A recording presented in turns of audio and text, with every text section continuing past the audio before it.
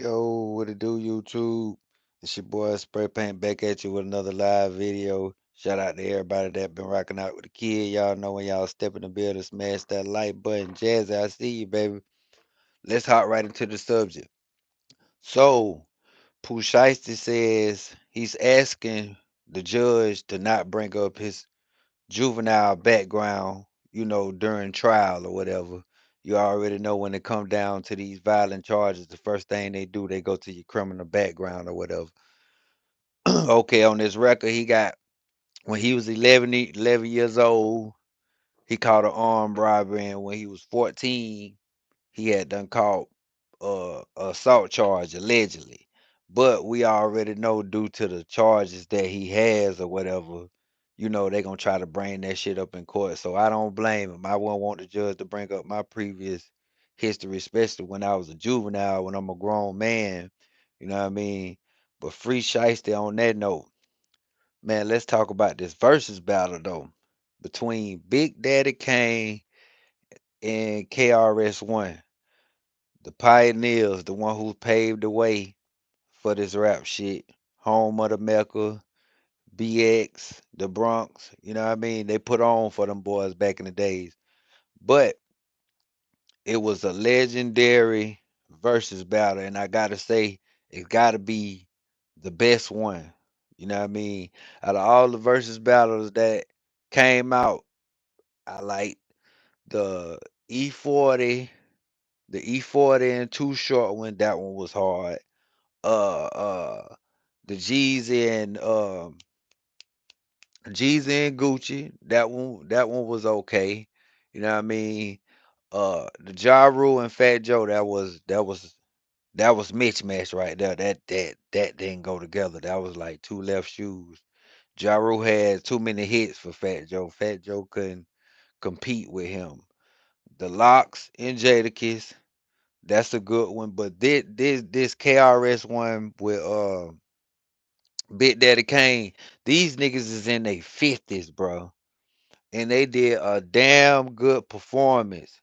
Big Daddy Kane, you can tell that he fathered Jay-Z when you hear some of his when you pay attention to him, his rap format or whatever, how his delivery. Like they got like the same delivery.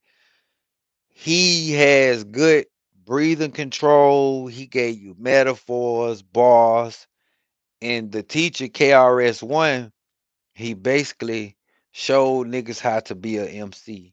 You know what I mean? I literally thought as me looking at it, it had them put me back in the mind of watching Yo MTV Raps, Rap City, you know what I mean, with Fab Five Freddy and what's the other dude? Ed Lover and Dre. You know what I mean? Those cats that used to be hosting Yo MTV Raps back in the days. But this versus battle, you got a chance to see some of everything. Okay, they showed you the B boys. You know what I mean? The niggas that was bebopping while niggas was rapping. They showed you the MCs. You know what I mean? They showed you the DJs going at it on the turntables.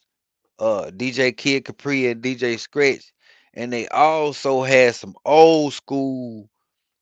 They had some old school cats like I know these weren't no 80 babies. They had to be 70 babies or whatever. But they came out breakdancing, while KRS1 was performing. Man, that was hard. And they brought out a lot of old school rappers like Dawes Effects, Nice and Smooth, Roxanne, uh man, they it was a legendary. They had a lot of jewels inside the versus battle, and like I said, KRS1 showed you how to rock the mic. You know what I mean? He came out there, as you can see, when he knew how to control the crowd for one thing. You feel me? Because when it come down to his bars, he'll rap a cappella and let the audience finish the punchline. You know what I mean? He was showing you how to control the crowd. And from looking at the versus battle, you could see that KRS1 got die-hard fans. He got real die-hard fans for him to be the old school OG and still be holding it down 2021. Man, that was so legendary, man. I'm like, I don't even think it's gonna be another versus battle that could compare to that because that was epic. That was dumb. That was stupid. It was retarded. It was all the above. It was out of here. You know what I mean?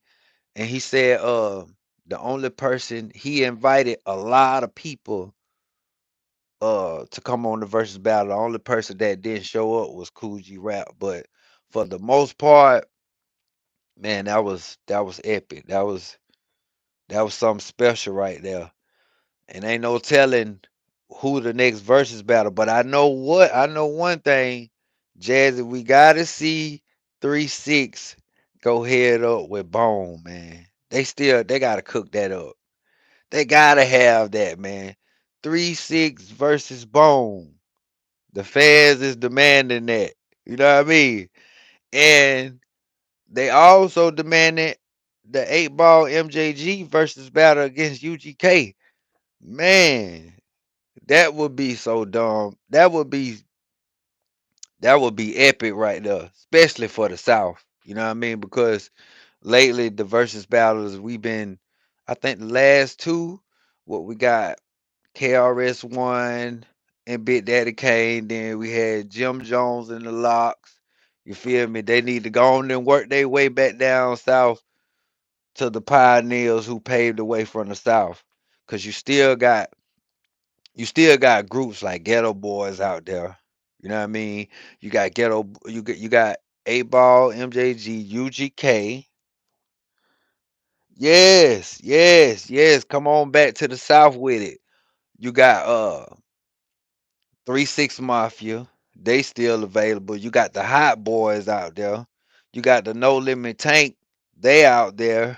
You know what I mean? Who I missed out on? Who else we got down south that really supposed to be inside of a versus battle? Yeah, you got niggas like Master P. You know, it's I just feel like it can't just stay up top with the verses. It's way too many artists in this world. And now shit, we got just as much rappers down south than we have in New York. You feel me? The shit like equal. Of course, Memphis got a shitload of rappers. Atlanta got a shitload of rappers. Florida got a shitload of rappers. Then you got other cities like Arkansas, they being exposed now. Who else from the Birmingham, Alabama? You know what I mean, like Andre 3000 was saying, dog, the South got something to say. But hey, that's all I gotta give y'all. Who in Arkansas? Gucci Man signed a young cat fresh out of high school from Arkansas. He a part of the new 1017. You feel me? When he lost Poo Shiesty and Fujiano, he went to a couple other cities. He went to Waco and got Hot Boy West. He got the dude from Arkansas. Of course, the only like original, the only member that's still there, I want to say is probably Big Scar, but I think he got a whole new roster because he had a cat from New York and everything on his roster, but I don't see him no more. But for the most part, yeah, Arkansas, they he signed a young nigga fresh out of high school. So, but they on the new 1017 album.